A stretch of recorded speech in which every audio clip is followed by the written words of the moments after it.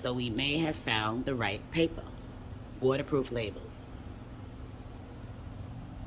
That's the label. That's what we use. Here's the water test. So far, so good.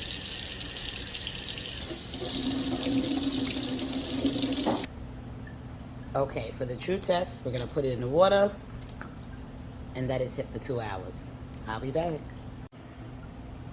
Okay, it's been an hour. Let's see. So far, so good.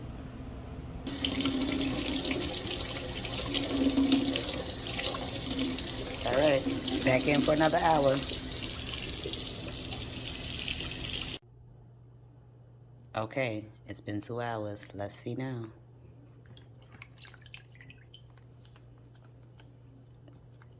Good.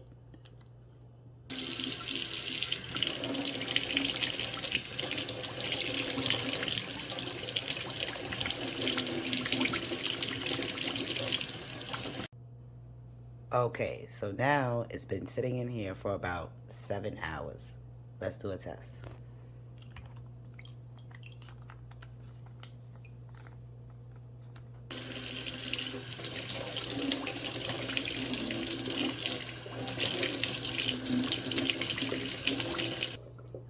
Perfect.